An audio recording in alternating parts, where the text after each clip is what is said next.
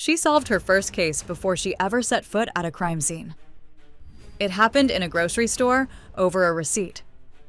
She's standing at the checkout, cart half loaded on an ordinary afternoon, watching the total climb on the little screen. Coupons, expiration dates, a price that doesn't match the shelf tag, and she already has the final number before the cashiers finish scanning. $168.47. No body, no badge, no case file waiting on a desk somewhere. Just a shopping cart, an ordinary day, and a brain that cannot stop running the numbers on its own. That's not a cute character quirk. That's the whole machine, laid bare before the show ever lets you watch her walk into a murder. And before this video's over, you'll hear the cruelest way anyone's ever described what's happening in her head, and the one person who talked her out of believing it. So here's the machine. 4 moving parts, and a 5th function nobody warns you about. Step 1. What's wrong? She doesn't look for clues, she looks for what's wrong. Eduardo Cortez is found dead in a hotel bathroom. Melted candles still lining the tub, an empty glass on the edge, clothes thrown everywhere like the night was supposed to end a very different way. It looks at first like a romantic evening that went sideways. Karadec asks the obvious question, was it murder? Morgan doesn't hesitate. Murder, she says, and a cover-up, because while the room is still reading the scene as a tragedy, her eyes have already gone somewhere nobody else even glanced at.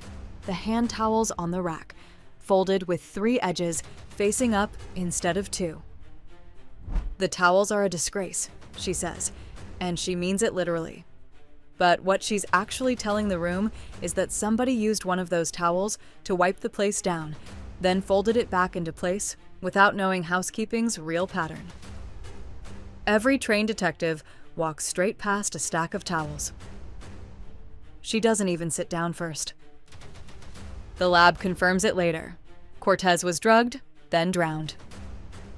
Somebody staged a love scene around a murder, and the only thing that gave it away was a towel folded one edge wrong.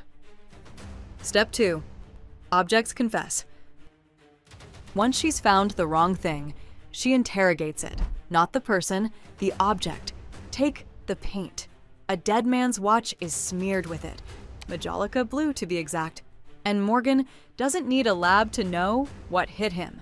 Tire tracks 69 inches apart rule out anything American built. Run the color, run the width, and you land on one specific car.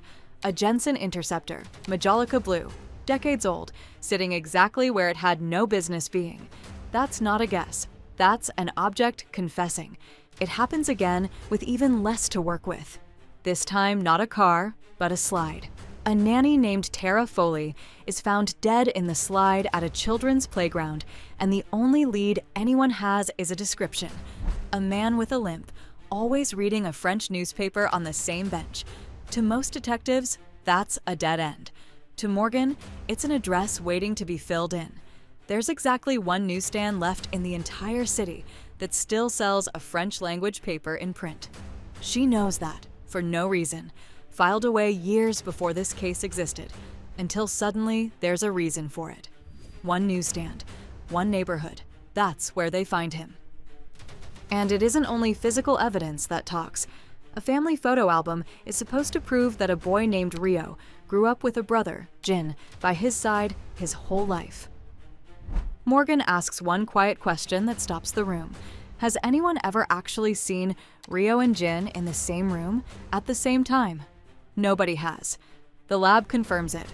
The photos were digitally doctored, one boy or another added in after the fact, because there was only ever one brother. Same read, aimed at pixels instead of paint. Step 3. Reading faces. She does this to people too. Sam, the assistant to a murdered tech founder named Elaine, tells Morgan she loved working for her boss. Elaine was a visionary, she says, but Morgan already has a reason to doubt her, because Sam has just described how Elaine changed in the weeks before she died. Secretive, paranoid, new locks put on her office door. The constant feeling that somebody had eyes and ears everywhere.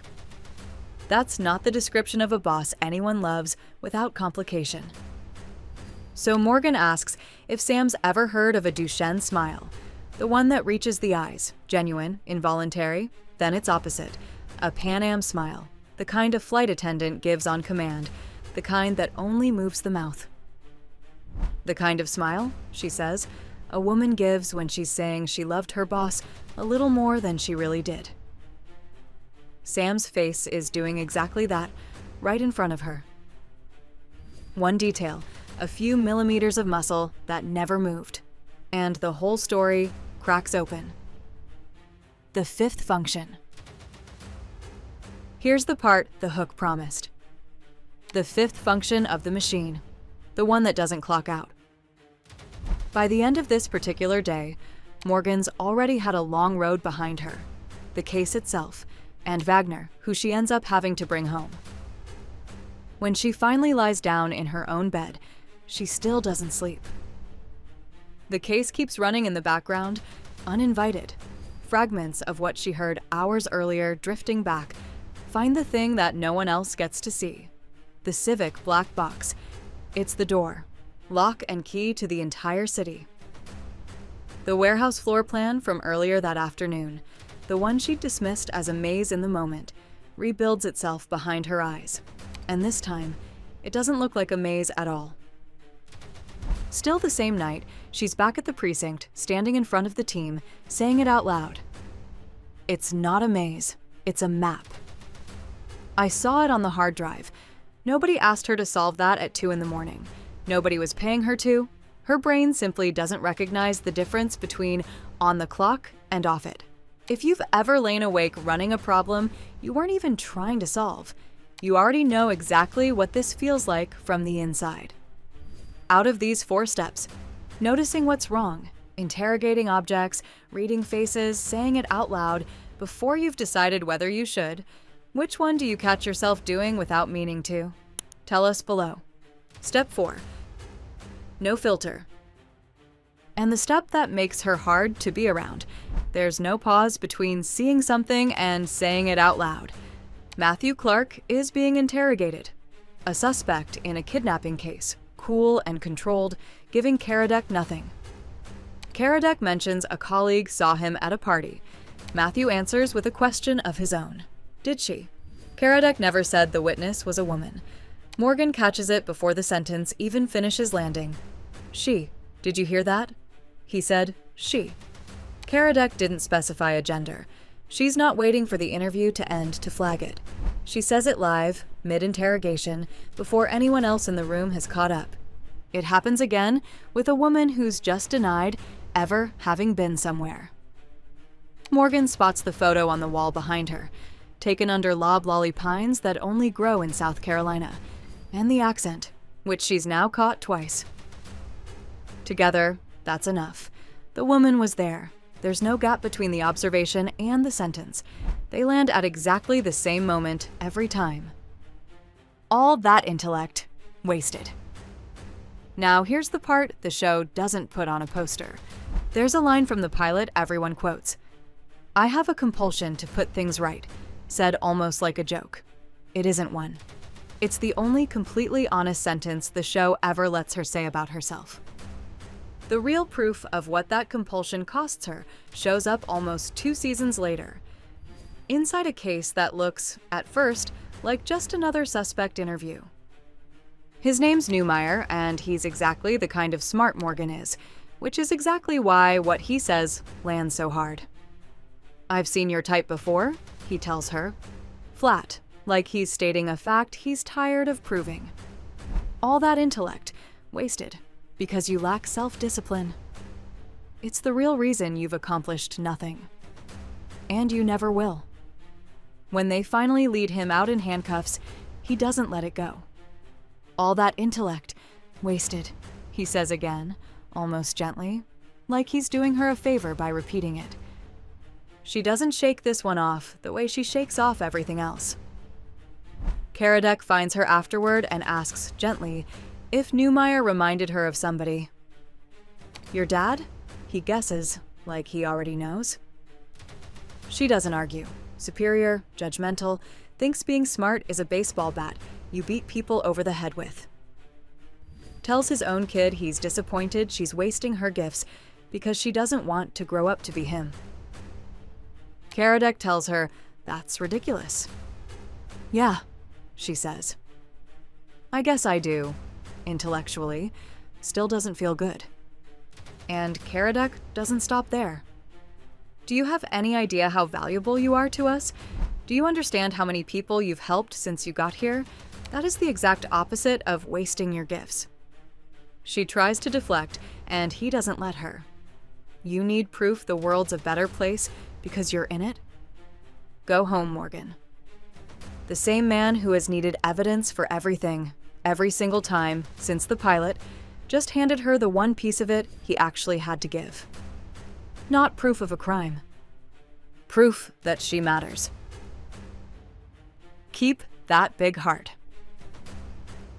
Earlier that same day, before Neumeier, before any of it, her son Elliot asks if he can show her something else his dad taught him. Fluid dynamics, he tells her, delighted. It's a whole subfield of physics. Ludo's been teaching him plumbing repairs, one small job at a time, and Elliot has fallen completely for it. Then, almost shyly, he asks the real question underneath it. Would it be weird if he wanted to be a plumber one day? Not something more impressive, not something to show off. Morgan doesn't hesitate for a second. Absolutely not, she tells him. Keep that big heart of yours. And you can be whatever you want to be.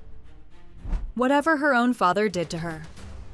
Whatever Neumeier just tried to do to her, hours later, in an interrogation room.